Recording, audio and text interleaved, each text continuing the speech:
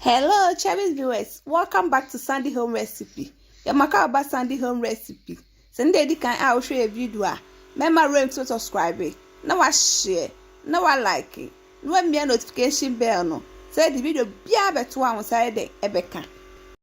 And never chance a bit dry and toast kusita me betete. Yes, start it. Where you assassin a be you suno. Ubedi kan eden afuntun we are no level no we a rubber na ye de bese so no we are na kwose so we a bempro a entosu ni nia ye be chekire entosu no e wo ho se de entosu na de enka fom rubber na teso awie no no wa make holes e wo rubber ni mu we a na wo de entosu na eden akoshe no wa kanwe agusu no wa mia so sana be ni na akosita bebesa.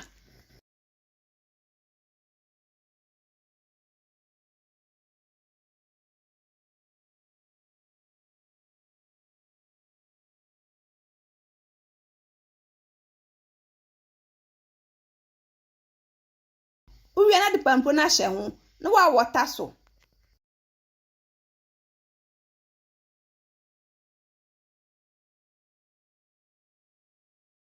every 3 days bia say water so say nso e de anta say nso to de a on water so ekosita ma eden ebenyin we bua ma entos ni ntem emra enyin no na me started dey ahoma na chechire efa aho say na emu hu no aha na entos na tati so aba a enyin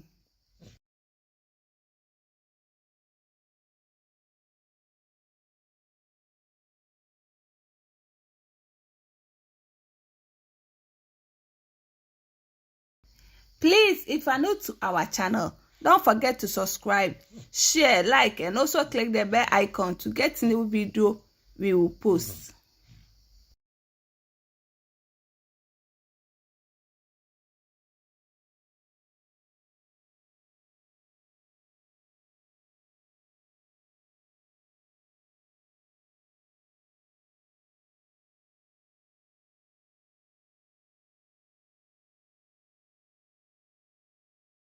Nia na enyi ase no so asate ya kese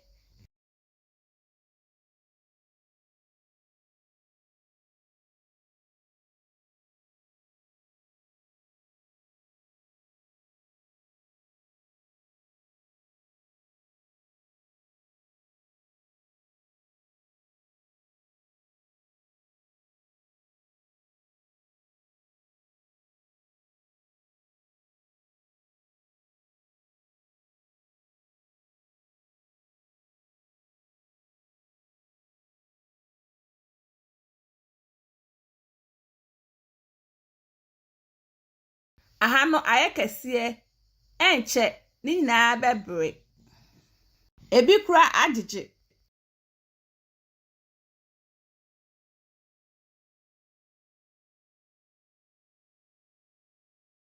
aha no asate eden abre ba enu tama me harvest ni se kakra yep ma chose ndi di kan hwe video a remember to subscribe na wa share na wa like na wa me notification bell no say the video bia beto a on side ebeka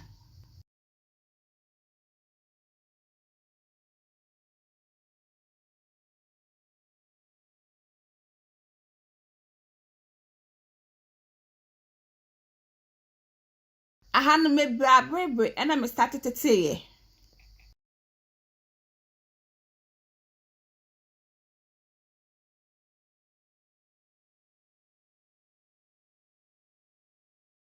me tete di abre ni wieye no na me de kwaye me tomato sauce. Now this is how I grow and harvest my tomatoes. Please like this video and subscribe to our channel. Thank you so much for watching.